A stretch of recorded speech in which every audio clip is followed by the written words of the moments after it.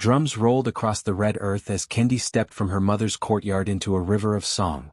Bright wrappers flashed, gourds of palm wine foamed, and the wedding crowd stamped dust into golden clouds around the frangipani arch. Kendi's smile guided the festival like a lighthouse.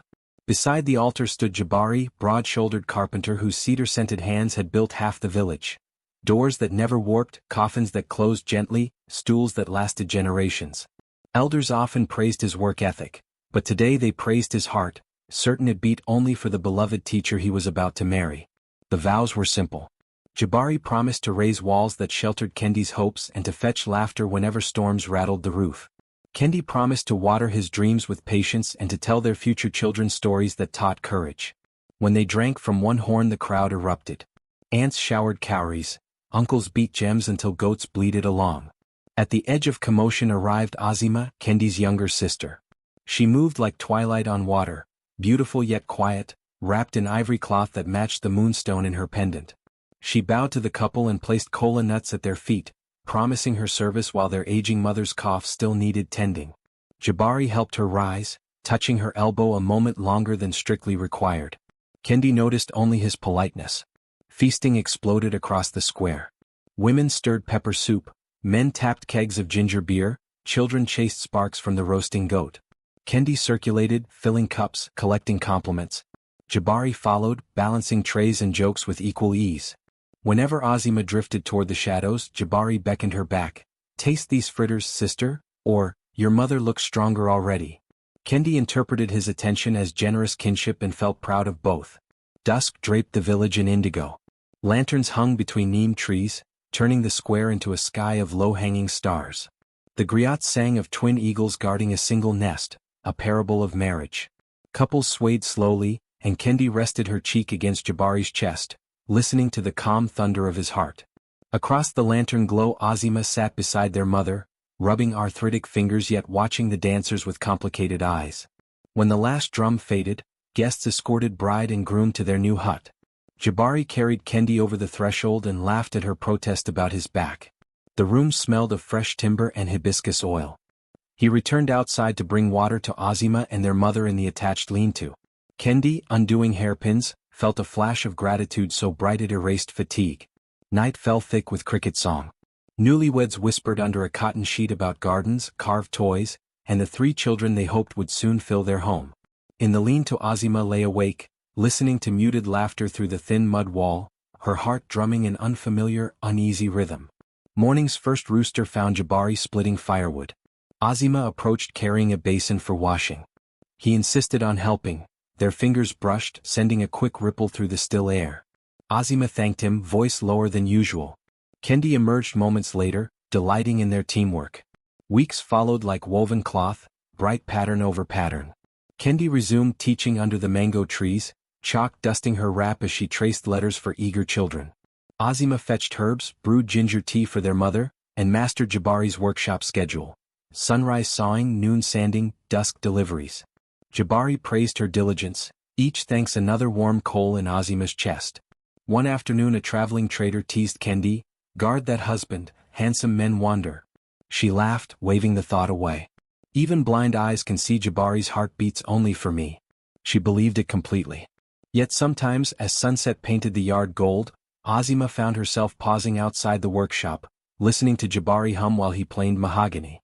Something in the tune called her forward. He would glance up, smile and return to the task, unaware that a spark had leapt across a small gap, landing in tender wood neither understood. Kendi loved the sight, her husband and sister working side by side, weaving care around their mother like vines framing a doorway. She told herself that abundance always multiplies when shared. But late at night, after lamps were extinguished, Azima would lie staring at the rafters, replaying every shared glance. In the newlywed room, Kendi whispered prayers of thanks, blind to the faint tremor beneath the foundation. Unseen roots had begun probing the soil, small and pale but persistent, readying themselves to crack stone once softness invited them deeper. 7 days after the wedding, the elders hosted a blessing feast. Kendi, glowing, thought the circle complete. When Azima rose to toast the couple, her voice trembled with emotion no one misread, yet Jabari's eyes glistened back, fanning a quiet spark.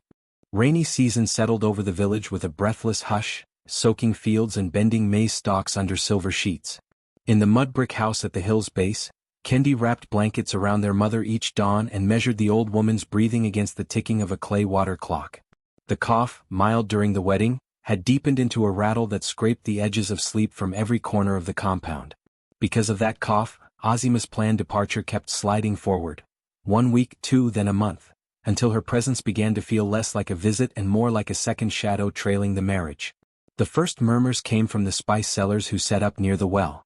They had seen Jabari escorting Azima home from evening drumming rehearsals held by the youth troupe. Nothing improper, only footsteps synchronized, heads tilted close, laughter carrying farther than conversation. Still, gossip takes root in damp soil faster than yams. By market day, tongues wagged about how the carpenter's hammer struck faster when the younger sister lingered at the doorway. Kendi heard the stories while buying palm oil. She laughed softly, shaking her head. Azima is shy, Jabari treats her like a cousin. People see sparks where there is only lantern light. She carried her baskets home, heart untroubled. Fidelity, she believed, was one of Jabari's solid beams, part of the man as inherent as the cedar scent in his clothes. Yet she noticed changes. Jabari began returning from the workshop after moonset, smelling of sawdust and river wind instead of hearth smoke. He explained that he'd taken 2 new contracts, a larger cart for the yam cooperative and display shelves for the healer. If we increase production, he told Kendi, we can afford medicine for your mother, maybe a cow. His smile convinced her, ambition was not a sin. Azima, meanwhile, drifted through the days like a boat whose rope had slipped its post. She rose early to pound millet but lost focus halfway, staring at mortar grains as if searching for meaning. She sat by their mother, but her mind floated elsewhere, returning only when fits of coughing demanded a spoonful of honey. At night she crept back from rehearsals later and later, eyes shining too brightly, cheeks flushed even in the cool air. One evening Kendi waited under the mango tree for her husband, lantern flickering. The moon was a thin blade. She spotted 2 silhouettes emerging from the practice ground, Jabari's tall frame and Azima's slimmer form. They were laughing. Jabari carried her drum, balanced playfully on his shoulder. As they approached, he noticed Kendi and raised a hand. Azima's laughter faltered, and a shadow crossed her face so swift it might have been a trick of starlight. You should sleep, Jabari said, setting the drum by the doorway. We ran through extra rhythms for the harvest festival. I wanted to hear your new beat, Kendi replied, touching his arm. But I'll wait until the festival. She turned to Azima. You look tired. Azima murmured something about heavy air and slipped inside before more words could gather. Jabari watched her disappear, mouth tightening briefly, then kissed Kendi's forehead. Long day. I'll wash up. That night Kendi lay awake beside him, counting the seconds between her mother's coughs across the courtyard. Jabari's breathing steadied quickly into sleep, but she listened to the silent room and felt an unplaceable ache, like wind squeezing through unseen cracks. Next morning the midwife visited to check their mother. She recommended steaming herbs twice daily and more rest, adding, your sister carries a heaviness in her eyes. Watch her. Kendi nodded politely, though confusion stirred. Azima had always been gentle but seldom heavy. 4 days later the Yam Cooperative's foreman stopped by, seeking Kendi's help with a literacy question. Over millet cakes he remarked, almost casually, your husband's skill amazes me. He works late every night finishing market stalls. I pass his shop near midnight returning from the river. Kendi smiled, proud. When she relayed the praise to Jabari, he looked momentarily startled, then grateful, pressing a kiss to her knuckles with sawdust-rough lips. Yet the schedule grew stranger. Some nights Jabari claimed a supplier meeting.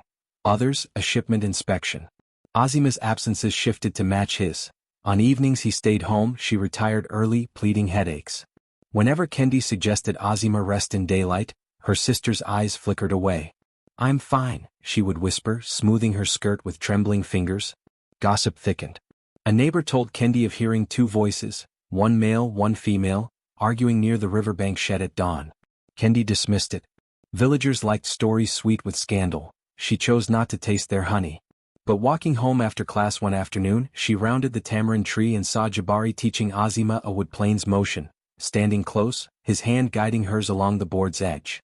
The sight struck like unexpected thunder.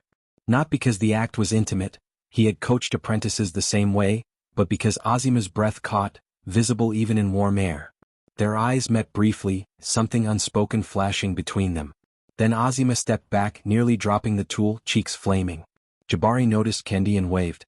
His smile seemed forced, like a cracked mask chalked over. That evening, as she shredded cocoyam leaves for stew, Kendi asked her sister, "Are you unhappy here?" "I feel distance." Azima's hands tightened around the bowl. After a pause, she whispered, "I'm just tired." Her voice carried the brittle sound of a branch ready to snap.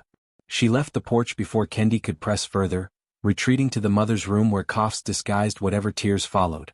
Kendi stirred the pot, telling herself worry was unfounded. Illness, late work, village whispering, these brewed tension like pepper in soup. Everything would settle. But deep within, a seed of unease split open. She ignored it, focusing on the fire's steady crackle, unaware that her faith, like plantains left too long in smoke, was beginning to char at the edges. The sky cracked open with thunder one morning, rain cascading from the heavens like a long-held sigh. Kendi, standing barefoot in the courtyard with her face tilted toward the sky, felt the drops mix with her own tears, tears of joy. She was finally with child. After years of waiting, prayers, herbal brews, and midnight whispers to the ancestors, the miracle had come quietly. No fanfare, no grand signs, just the absence of her cycle, the strange taste of groundnuts, and the nausea that had overtaken her before dawn. The village midwife confirmed it with a knowing smile and a palm pressed to her belly. "Your womb is singing now," she said, eyes soft. "The ancestors have opened the door." Kendi danced through the compound that day. She spun in circles until the hem of her wrapper clung to her legs, giggling like a child herself. Jabari caught her in his arms and she buried her face in his chest, murmuring, "It's happening, we're becoming 3. He kissed the top of her head, murmuring, "Yes, 3. But when she looked up, she saw a flicker of something in his eyes, surprise, confusion maybe. It vanished quickly, replaced by a smile. But a woman learns the difference between a full smile and one painted on like chalk. Later that evening, Kendi prepared a small feast, yam stew, okra, honey puff-puffs, and served it with extra care. Jabari praised the food but ate little. Azima barely touched her plate, excusing herself early and claiming a headache. Kendi's heart, full only hours earlier, began to cool slightly. She whispered a prayer for understanding and focused on folding swaddling cloths. The next few days brought a strange rhythm to the household. Jabari left earlier than usual and returned long after dusk. Azima kept mostly to her mother's room or slipped out at odd hours, saying she needed air or herbs. Kendi tried not to take offense. Pregnancy was a blessing, not a reason to grow suspicious. She filled her time teaching village children and writing in a small leather journal she kept hidden in her sewing basket.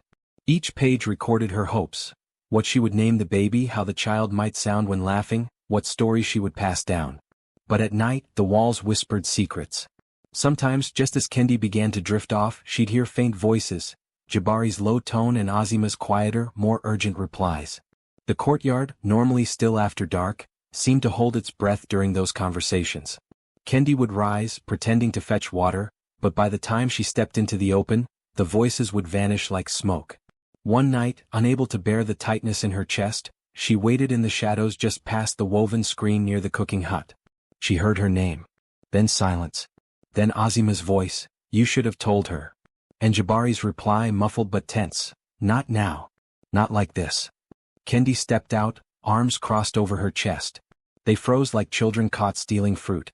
"What shouldn't I be told?" she asked, forcing calm into her voice. Jabari recovered first. "It's nothing serious. We were discussing your mother's condition. She's weaker." Azima nodded, but her eyes darted. "Yes. Just that, she should consider stronger herbs." Kendi said nothing for a moment. Then she turned and walked back into the house, heart thudding like a festival drum.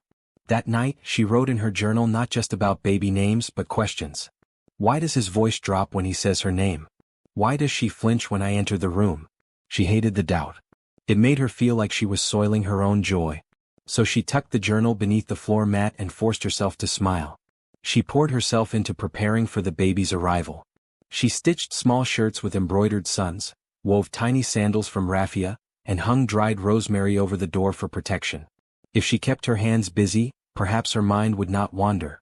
Still, the storms continued, not the loud ones but the silent kind. The kind that gather quietly in the bones of a house. She noticed how Azima avoided her gaze more often, how Jabari no longer hummed when working. She noticed the way Azima left the room whenever she touched her stomach. And she noticed her own growing need to rewrite her journal entries. At first it was just small edits, crossing out "we" and replacing it with I. But soon the word alone appeared more often, like an unwanted guest pulling up a stool beside her. In front of others she glowed. She wore her joy like armor. But in the quiet of the courtyard, when night deepened and stars blinked like watchful eyes, she sat with her journal and whispered to her unborn child, "I will love you enough for all three of us. No matter what secrets grow in this house, you are mine and I will be your root." She didn't confront them again. Not yet. Something inside her warned that truth was like a snake under the bed, best not pulled out until one had light gloves and steady hands. So she waited, smiled, and counted kicks in her womb while counting silences in her home. The storm hadn't broken yet. But it was close. The harvest had come in full and fat that year. The air was thick with the scent of roasted maize, bruised mangoes and sweat. Women sang as they shelled groundnuts. Men sharpened machetes with rhythmic clinks. Children ran barefoot with stalks of sugarcane. Spirits were high. Harvest meant full bellies, gifts to ancestors, and above all, the mid-harvest moon dance, a night the entire village waited for like the turning of a season. This year's celebration was different. The elders spoke of a rare lunar eclipse, a sign from the ancestors that the veil between the seen and the unseen would grow thin. People whispered that such a night stirred truths long buried. Kendi, draped in flowing ochre cloth, rubbed her belly and smiled. She took it as a blessing, an omen that her unborn child would be wise beyond his years. The village square pulsed with music and footfalls. Firelight leapt up the walls, casting dancers and silhouettes both sharp and dreamlike. Masks painted with charcoal and red clay bobbed through the crowd. Jabari had built the main drum stand himself, its carved panels gleaming like honey in the flame's glow. As he beat the lead rhythm, his eyes swept the crowd and landed on Azima. She stood near the dancers, neither stepping in nor turning away. Her wrapper shimmered in silver and blue. A borrowed waist bead clicked softly beneath her blouse each time she shifted. Though she rarely danced in public, something that night had loosened her restraint. She swayed slowly, her movements more felt than displayed, her eyes locking with Jabari's between each shift of the drum. Kendi, seated beside the elders under the great baobab, watched the crowd with pleasure. Her back ached slightly but her spirit was full. Her baby kicked, responding to the drumming. She leaned over to share this with an old aunt, laughing softly. She never noticed the glance, the pull, the decision silently exchanged between her husband and her sister. As the moon began to climb, a hush fell. It turned blood red, its glow dimming like the flame of a dying lantern. The crowd gasped then cheered. Young men howled like wolves, women clapped as if the sound could tether the moon in place. The griot sang an ancient tale of forbidden love blooming in eclipse, of a warrior and a seer who vanished into the night, leaving only their footprints by the riverbank. Somewhere behind the main hut, beyond the festival's reach, Azima slipped away. Her feet found the narrow path behind the yam barn, her breath quick and shallow. She wasn't sure if she expected Jabari to follow, but he did. He appeared beside her like a shadow given shape, his footsteps silent on the dewy grass. For a long moment they stood, side by side in the dark, the eclipsed moon watching like a blind witness. No words passed between them. The silence between them, weeks in the making, had ripened into something hot and full. "I tried," he said quietly. "So did I," she whispered. A drumbeat cracked in the distance, then faded. "Just one moment," she said, voice trembling. "It wasn't one. It was many. Too many. Too close. Too late." Their hands reached and held. Their lips met in a kiss neither would forget, a kiss lit only by the absence of the moon. There, among the cassava leaves and ghost-silent trees, they crossed the line they had danced around for months. A line woven with Kendi's trust and the future they'd both now fractured. When they returned separately, faces composed, the eclipse had passed. The moon emerged pale and quiet, as if ashamed of what it had witnessed. Azima retreated to her mat beside their mother. Jabari returned to the fire circle and resumed drumming, his arms moving mechanically. Kendi came to sit beside him, pressing a palm to his back, smiling with contentment. He managed a nod, but he did not meet her eyes. The next morning, the village buzzed with tales of the eclipse, how the moon had wept, how the earth had paused to listen. Children reenacted the warrior and the seer. Women hung charms over cradles, believing their unborn children had been marked by the ancestral moon. But inside Kendi's home the air felt strange. The usual warmth of morning tea, the clink of spoons, the rustle of brooms, none of it sounded the same. Azima moved too softly. Jabari spoke too precisely. Their mother's cough filled the silences, like a cough clearing not just her lungs, but the heavy atmosphere. Kendi felt it. She felt it in the way Jabari avoided her gaze. In how Azima no longer lingered when helping her with belly massages. In how both of them seemed to dissolve when she entered a room like morning mist. She tried to dismiss it. She baked honey cakes for the children she taught, wove new blankets for the baby's cot. She laughed with neighbors and played the kalimba at twilight. But alone, she caught herself staring at her reflection too long, wondering if something had changed in her eyes. One evening she found a bracelet near the cassava field, a familiar bead pattern, silver and blue, broken and half buried in the soil. She picked it up and turned it over, heart quiet but heavy. She recognized it. Azima had worn it to the dance. She said nothing. Instead, that night she returned to her journal. She wrote slowly as if weighing each letter. Sometimes betrayal doesn't scream. It breathes beside you. It sips from your cup and tells you to rest. She tucked the page away, closed the journal, and turned toward her baby's steady rhythm in her belly. One heartbeat. Still strong. Still hers.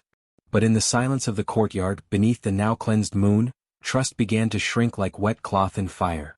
The house was still, but nothing inside it was. Azima stood over the clay basin behind the house, hands trembling as she rinsed the morning's cassava. The scent of wet earth was strong, and the leaves rustled with the heaviness of coming rain. But it wasn't the sky that made her dizzy, it was the slow, undeniable truth swelling in her lower belly. She had felt it for days now, the morning nausea, the faint flutter, the sudden pull of her skin beneath her wrapper. And now, as she leaned over the basin, her knees nearly buckled. She steadied herself and swallowed the fear. She didn't go to Kendi. She couldn't. Her sister's laughter still rang in the courtyard from just an hour ago, as she sat beneath the neem tree humming to the child that would arrive in mere weeks. Kendi's joy was pure, tender, woven into every blanket she stitched and every cup of ginger tea she poured for their mother. There was no space in that joy for the shadow Azima carried. Instead, she went to the herbalist. The hut sat just beyond the old mango grove, where the scent of crushed leaves masked secrets. Mama Rook was a woman of few words, her back hunched with years of bending toward earth and grief alike. When Azima entered, she said nothing at first, just lit a lamp and gestured to the stool. Azima didn't weep. Her voice was flat. "It's his. I didn't mean for it to happen." The herbalist, still silent, reached for her calabash. She scooped a paste of crushed baobab bark and bitter root, mixed with honey and something darker. She handed Azima a small gourd of liquid and murmured, "This will help you carry if you choose. Or ease your way if you don't. But either way, the body must not be left confused." Azima took the vial with both hands. Her voice broke for the first time. "I can't stay." "You shouldn't," Mama Rook replied. Azima walked back home slowly, her sandals dragging. She passed the yam field where she and Kendi used to race as girls. She passed the carpenter's shed where Jabari's laughter once rang like mallets against fresh wood. Now it stood quiet, shuttered. She didn't knock. She didn't speak to him. That night she packed in silence. A wrapper, a few coins, a carved comb from her mother's chest, and the gourd of herbal tonic. She told Kendi the next morning that her aunt in Ejima had fallen ill, that she needed help immediately, and it might be weeks before she returned. Kendi's eyes widened, a flash of hurt flickering beneath them. "You didn't say she was unwell." "She just sent a message last night," Azima lied. "I didn't want to worry you." Kendi reached for her sister's hands and Azima almost pulled away, but didn't. "Are you sure you're all right?"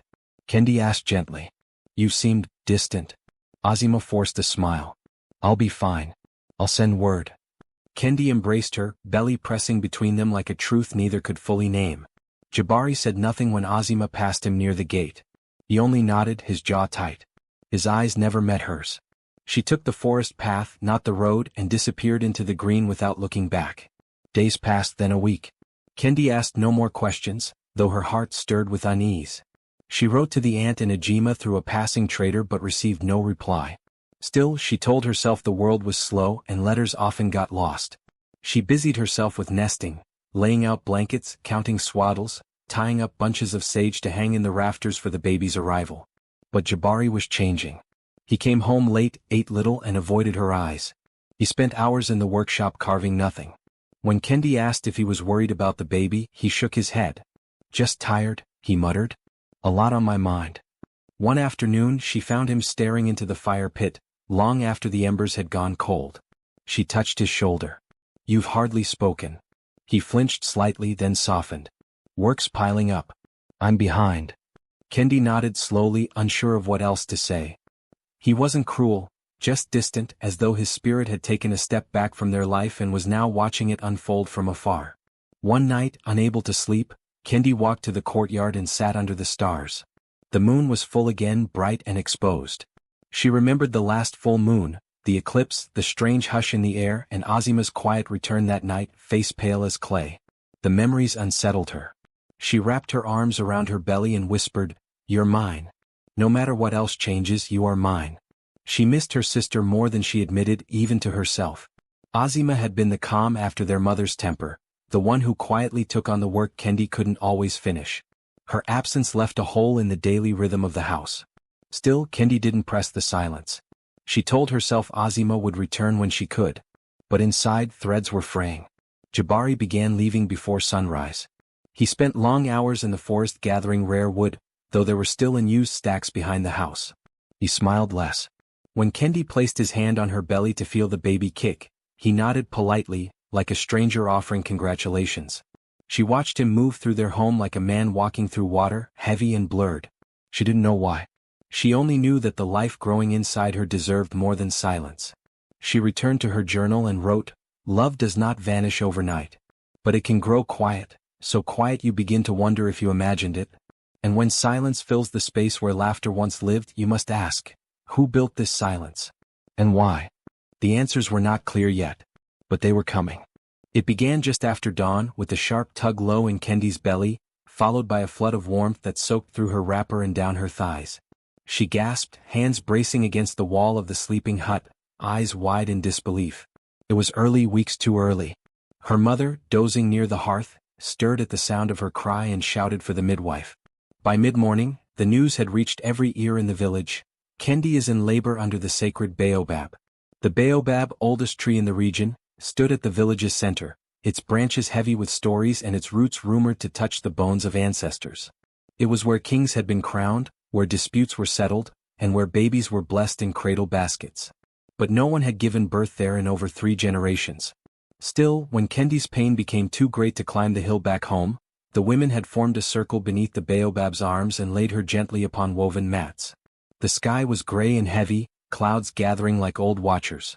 The women sang as they prepared herbs, their voices lifting ancient melodies that told of life, breath, and becoming. Elder midwives took turns pressing warm cloths to Kendi's forehead, whispering courage into her ears. Her fingers dug into the mat, her body surged and strained. Jabari arrived late, face pale, hands shaking. He tried to step into the circle, but an elder woman blocked him. "This is a circle for women," she said, voice firm but kind. "You'll hold your child soon enough." Hours passed. Kendi cried out once, then fell silent, breath held until the air itself seemed to pause. And then, with a low, guttural moan, the child arrived. A boy, red and wailing, covered in the slickness of life. The women laughed and shouted blessings. "A strong one. Full lungs. Look how he kicks already." The midwife wiped the child clean, bundled him in a cloth dyed with crushed hibiscus, and handed him to Kendi. She wept when she held him, tears of exhaustion, relief, and overwhelming joy. She studied his face, his tiny hands, his full lips, then paused at his eyes. They were green.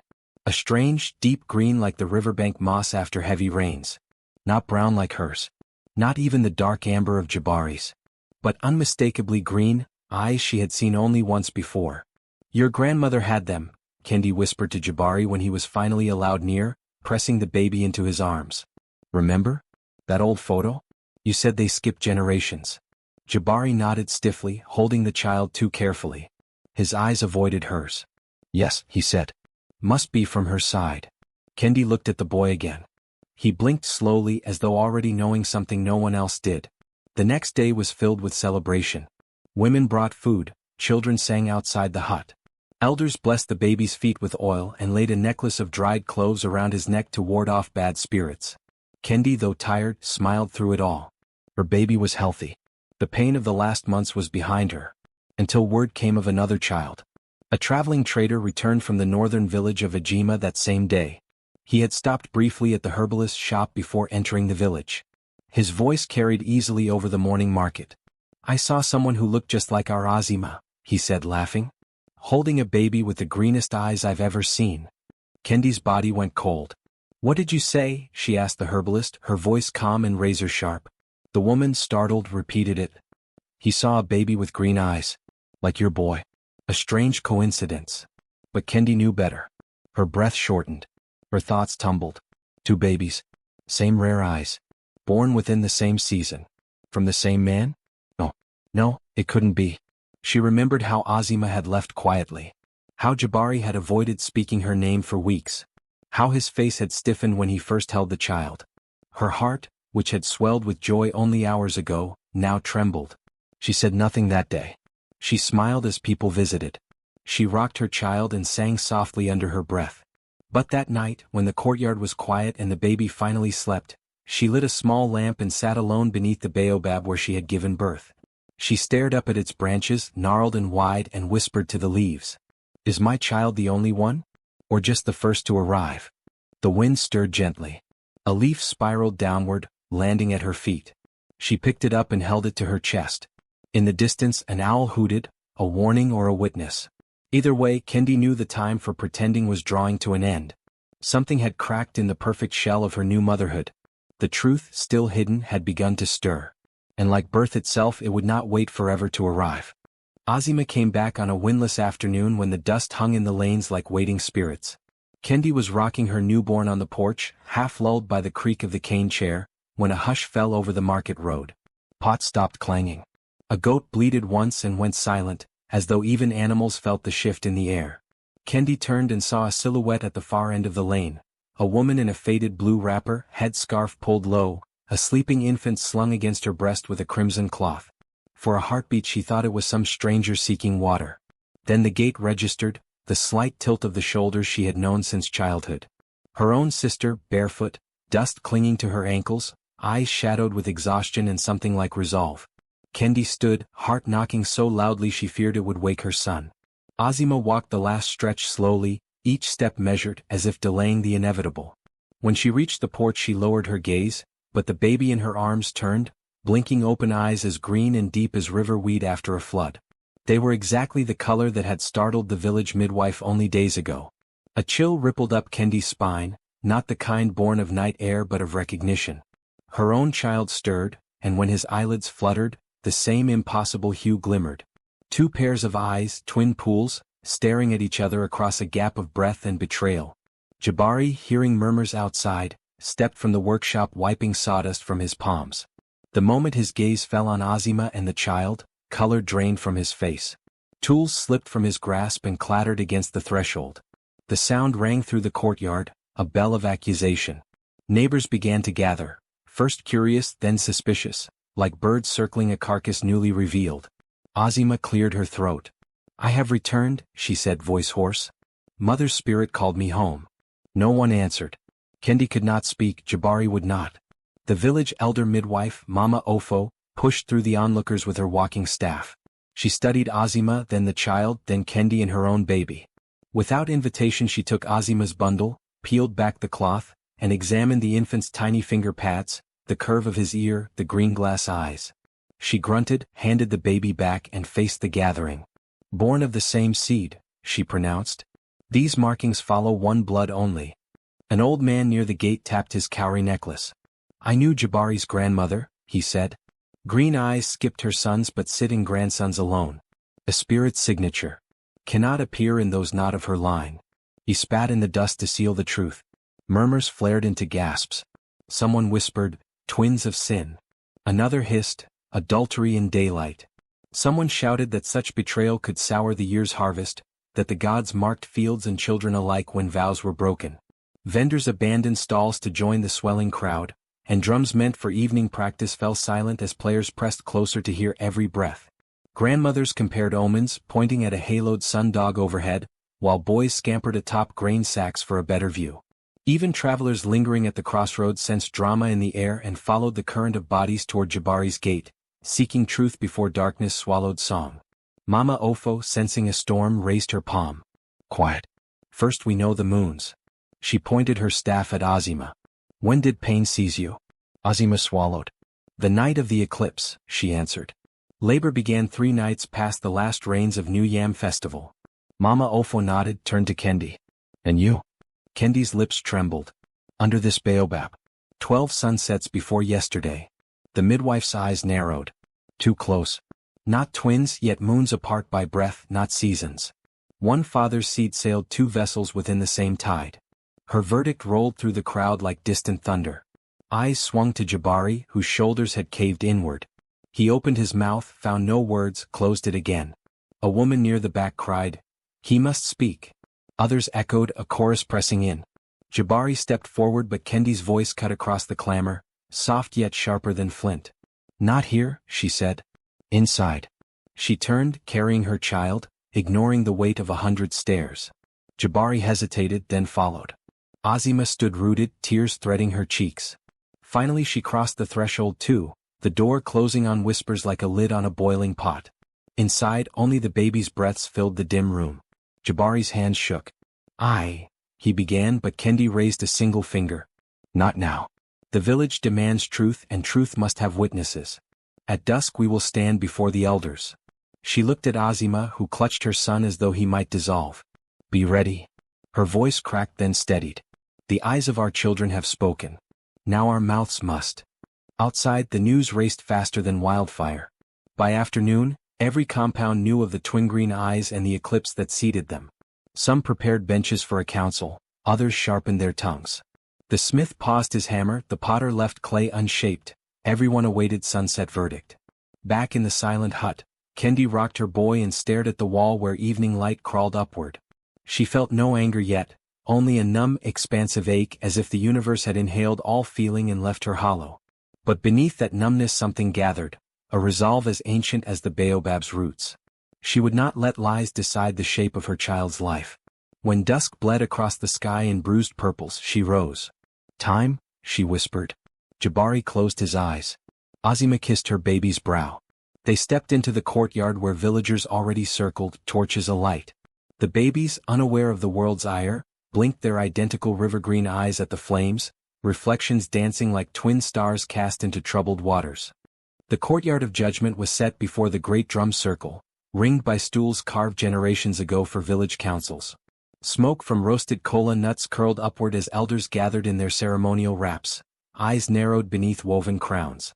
The sun dipped low, washing the compound in golden ash as 3 chairs were set at the center. One for Kendi, one for Azima, and one for Jabari. The children were carried by aunties to the shaded edge, their green eyes blinking curiously beneath the wide leaves of a banana tree. Drums did not play that evening. The silence itself drummed in every heart. Elder Obesai, tallest among the council, stood with his carved staff in hand. "We are not here for rumor," he began, voice even. "We are here for truth. Let those who hold pieces of it bring them forward." First came Mama Ofo, the midwife. She bowed and stepped into the circle, her staff thudding softly against the ground. "I helped both women," she said plainly. "Both labors matched the same season's rhythm. Different days, same phase of moon. Too close to deny." In the eyes. "I have seen such only once before, in Jabari's grandmother, Obianuju the rain-seer." Whispers stirred. Next came Mama Rook, the herbalist. She carried her worn calabash like an offering. "Azima came to me," she said. "Told me she was with child. Said she could not stay. I gave her tonic to ease her journey, not to end it. She left with her secret, but it was never a lie to me." The council nodded gravely. Then came a stranger in blue robes, the traveling eye doctor, known only as Mzi Kalum, who had been fetched from a neighboring district after the village heard tales of his knowledge. His presence alone brought tension, for outsiders rarely sat in village judgment. But Obesai waved him forward. "I examined both children," Kalum said, unrolling a cloth that bore drawings of eyes. "The green they share is not common. Not even recessive. It is what we call a dominant mark, but only carried through a specific bloodline. 2 children with this exact match of pigmentation, born within weeks, cannot be coincidence. I have only seen it once before in this region, in a woman from this very village." Obesai raised his hand. That woman was Obianuju. A ripple passed through the crowd. "And this bloodline," Kalum continued, "cannot pass from sibling to sibling. It must come from one source." He looked directly at Jabari. "You are the father of both." Gasps swept the gathering. Some hands flew to mouths, others to prayer beads. Auntie Amaka stepped forward cradling both babies. The children cooed at each other and, to the amazement of all, began humming a lullaby, soft, slurred notes that matched in rhythm and tone. A tune neither woman had taught aloud in the other's presence. One passed through blood. One passed through a whisper heard from the same voice. Jabari? Azima dropped to her knees. I didn't mean for this, she wept, eyes wide and desperate. I didn't plan. I didn't think she'd conceive too. I left to protect them both. I was weak. I let the eclipse deceive me. I let my longing shame me. Jabari remained silent, lips pressed tight, jaw locked like stone. He didn't move toward Azima. He didn't defend himself. The only time his eyes lifted was to meet Kendi's. She had not said a word. She sat in her chair as still as the carved baobab at the center of the elder's court. No tears fell. No voice cracked. But her eyes, they held a storm more fierce than any monsoon. When Obesai finally turned to her, offering the floor, she raised one hand gently. I have no questions, she said. The truth stands without my tongue. My silence was never blindness. It was mercy. But mercy has its limits. Her words, though quiet, echoed like thunder. Obesai nodded solemnly. We have heard. We have seen. The spirits demand repair when vows are broken. What was built on trust cannot stand on betrayal. He raised his staff. Justice will be weighed tomorrow. Let the accused rest. Let the mothers prepare. The children shall not carry the shame of their fathers. As the council dispersed, the crowd stayed still, watching Jabari and Azima, now seated on the ground like two thieves caught not by hand but by inheritance. And still, from beneath the banana leaves, two children with identical eyes reached toward each other with fingers too innocent to understand the cost of love unspoken, promises broken, and silence that finally spoke. Kendi stood last, cradling her child. She did not look back. She did not speak to her sister. Her child, though born of betrayal, would grow in truth now. Because silence had served its purpose. And tomorrow justice would come walking. The sacred fire crackled in the ancestral ring, flames fed by old wood from the baobab itself, wood that only touched fire during trials of deep betrayal. The villagers gathered in solemn silence, faces lit orange and gold. Above them, the night sky spread wide and cloudless, as though even the ancestors wanted a clear view of what would unfold. Jabari stood at the center of the circle, sweat glistening on his brow. His wrapper was neat, his hands clasped behind him, posture proud, but the tremble in his throat betrayed him. Beside him, Azima stood barefoot, her head bowed, eyes rimmed red from the night before. Kendi sat between two elder women, her child asleep in her arms, a white cloth covering the infant's green-glass eyes. Elder Obesai stepped forward and raised the staff of flamewood. By the fire that never lies, we summon truth. Let the one who bears falsehood feel the sting of heat. Let the one who speaks truth walk in peace. Jabari took a deep breath. I did not father Azima's child, he said, voice flat. There is no proof beyond rumors and misfortune. A flicker in the fire answered, brief, hot, higher than before. The elder midwife came forward then, bowing low. She placed the bound scroll of birth records before the fire and opened it. This child, she said, pointing to Kendi's son's name and date, born on the 12th day of the yam moon. And this, she unrolled another sheet, born 3 days after in the northern town of Ajima to Azima, daughter of our village. She turned the scrolls to face Jabari. Same father's name listed in hospital ledger. Your name. Jabari Omik. Jabari's lips parted but no words came. Then Azima dropped to her knees. It was mine, she cried. All of it. My weakness, my fault. He did not force me. He told me it was a moment, just a moment, but it became a child. And I ran. I hid it all because I was ashamed. Gasps rippled through the watchers. The fire surged and danced as if alive. Elder Obesai stepped forward. We have heard the lie and seen its fruit. Now the first wife may speak. Kendi, daughter of Igioma, wife by vow and witness. What justice do you seek? Kendi rose slowly. Her spine was straight, her baby still sleeping against her chest, wrapped like hope against her broken heart. The flames reflected in her eyes, but they did not burn. I have 3 choices, yes, she asked. Divorce with full claims, exile of the sister who betrayed me, or scarification to brand the liar for life? The elders nodded. Kendi looked at Azima, who could not raise her head, and then at Jabari, whose shame had finally bent his posture into something human. Exile solves nothing, she said. She is still the mother of a child who will grow with questions. Scarification, she continued, only brands skin, not spirit. The real scar is here. She placed her hand over her chest. And it will fade in time or it won't. But no mark will undo what's done. The fire hissed. Divorce? She said quietly. I have already divorced him in my heart. I need no paper. No ceremony. My spirit stepped away the moment his did.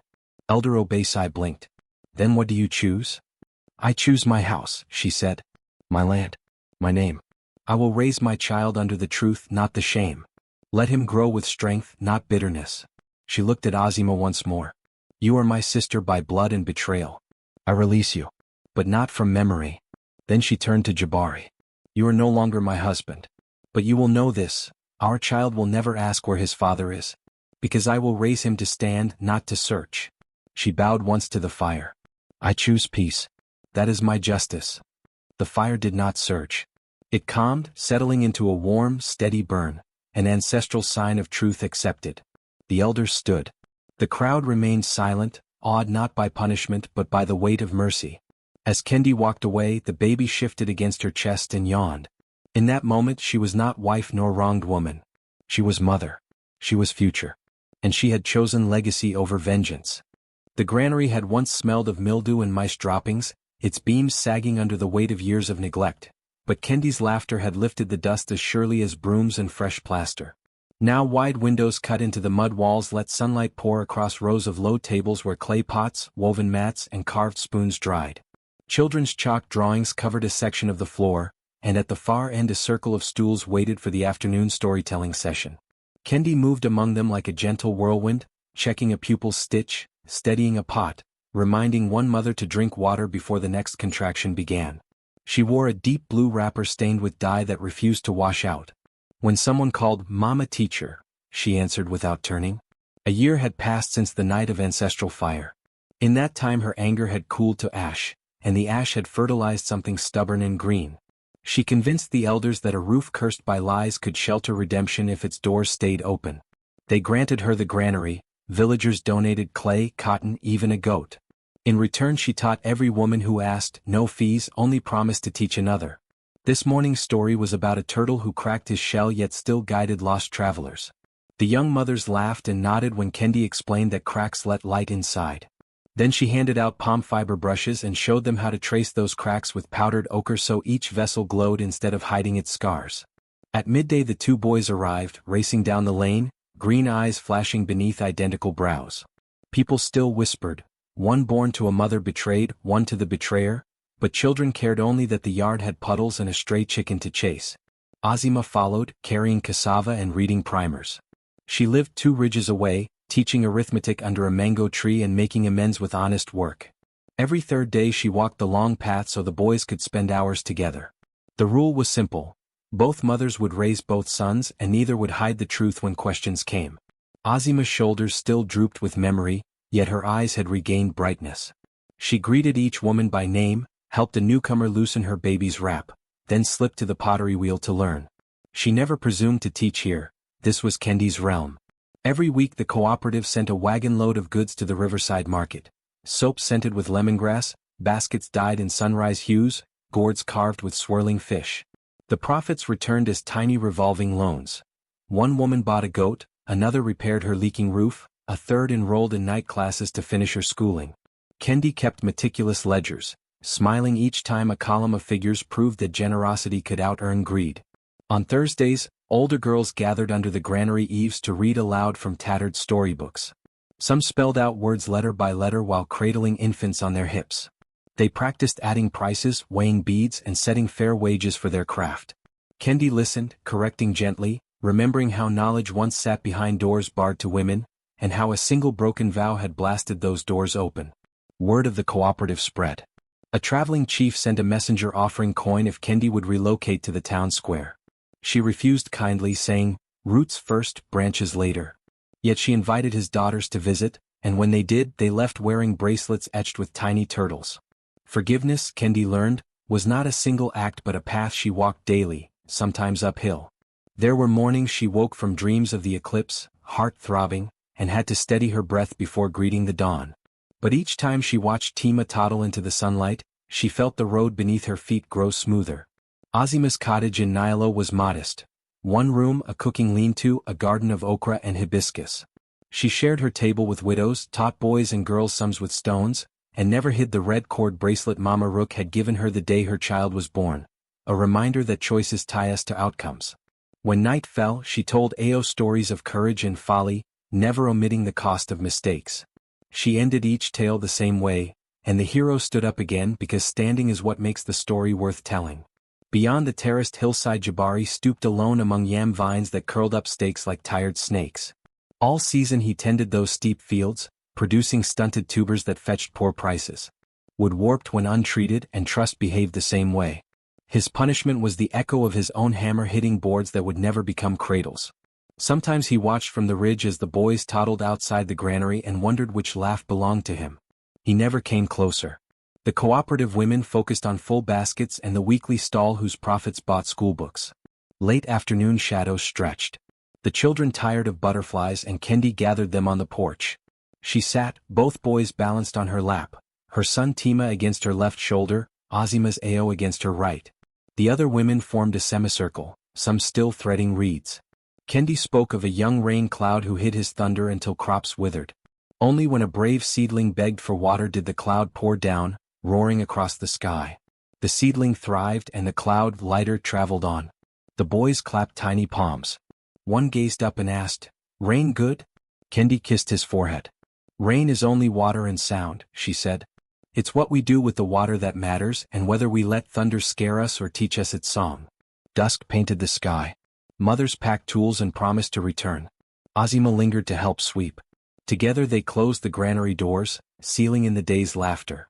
They walked to the courtyard beneath the baobab where the boys were rolling pebbles down the roots. Kendi sat and pulled them close. "There were 2 seeds," she began, voice low, "planted by the same rain but in different soil. One seed felt ashamed because it sprouted in shadow. The other thought the sun belonged only to him. Yet when the storm came, both wove roots together deep beneath the earth, and in time became trees so close their branches whispered secrets with every breeze." Tima yawned, Ao mirrored him. Azima started to rise, but Kendi lifted a hand and spoke the final line, her voice wrapping the children like a quilt. "Secrets buried under shame never stay silent. They rise, louder than thunder, when truth is ready to reign." The boys blinked sleepily as if the words were a lullaby tuned to their identical eyes. Azima reached across and took Kendi's hand. No apology passed. Their joined fingers said everything, past acknowledged, future possible. Before departing, the cooperative women placed fresh loaves of millet bread at Kendi's doorstep, a silent vote of confidence delivered in warm crusts. A stray cat adopted the yard that same week, curling among tools as if guarding the new chapter. Even the baobab seemed altered. Young shoots sprouted at its base, emerald against old bark, proof that renewal can crown the oldest wounds. Stars pricked the sky softly over the courtyard. Lamps flickered behind closed shutters, guarding clay vessels whose cracks now gleamed with ochre lines. Fields rustled where Jabari walked alone, perhaps hearing echoes of thunder he had tried to silence. Beneath a tree older than blame, a mother wrapped both children in one blanket, held them close, and knew that truth, once released, could become not just rain but the river that follows, carrying pain downstream and leaving fertile ground behind.